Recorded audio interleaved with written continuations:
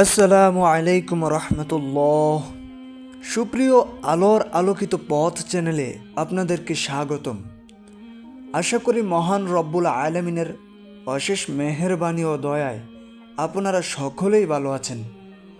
প্রিয় দর্শক মণ্ডলী, আজকে যে বিষয়টি নিয়ে আপনাদের মাঝে উপস্থিত হয়েছি, ভিডিওর ক্যাপশন আর থাম্বনেল দেখে হয়তো বুঝতেই পেরেছেন। আমি আশা করব ভিডিওটি স্কিপ না করে সম্পূর্ণ ঘটনাটি শুনে যাবেন।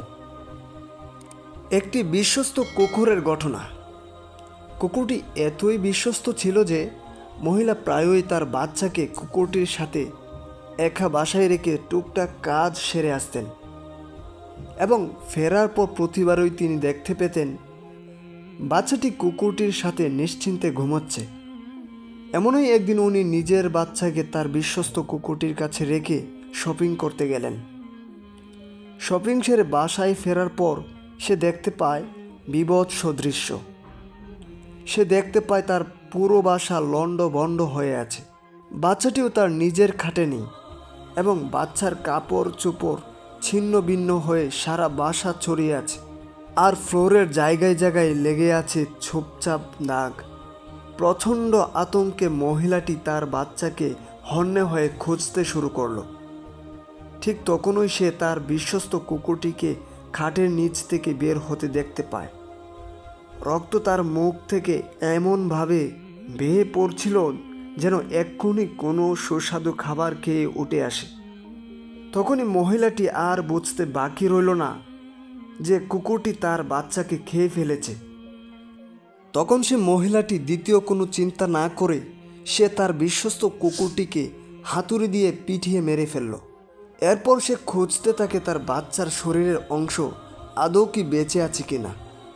তখনই সে অবাক করে আরেক আবিষ্কার করা দৃশ্য। সে দেখতে পায় বিছানার ওপাশেই কার্পেটের উপর বাচ্চাটি খেলা করছে, সম্পূর্ণ সুস্থ অবস্থায়। তারপর বিছানার নিচে তাকাতেই মহিলাটি দেখতে পায় সেখানে পড়ে আছে একটি সাপের ছিন্নভিন্ন অংশ। মূলত সেখানেই সাপটির যুদ্ধ হচ্ছিল কুকুরটির সঙ্গে। বিশ্বস্ত কুকুরটি সে মহিলার বাচ্চাকে বাঁচাতে তার সর্বশক্তি ব্যবহার করে সাপটিকে প্রতিহত করেছিল।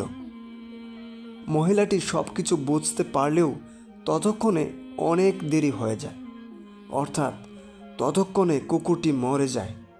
তার ধৈর্যহীনতা ও সর্বগ্রাসী ক্রোধ ততক্ষণে কেড়ে নিয়েছে তার সব থেকে বিশ্বস্ত বন্ধুকে। এই সত্য ঘটনাটি পোষা কুকুরের সাথে হলেও এই ঘটনা কি আমাদের আপনজনদের সাথে হয়ে যায় না? ইভেন আমাদের পরিবারের মধ্যেও হয়ে যায়।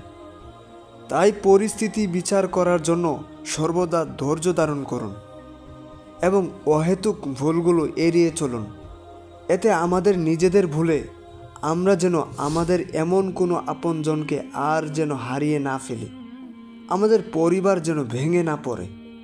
হে আল্লাহ, আপনি আমাদের ধৈর্য ধারণ করার তৌফিক দান করুন, আমিন। মনে রাখবেন, আমরা শুধু গল্প শোনাচ্ছি না, আলোর আলোকিত পথ দেখাচ্ছি। আর একটি ভিডিও শেয়ার করার মানে আপনিও আলোর আলোকিত পথ দেখাচ্ছেন।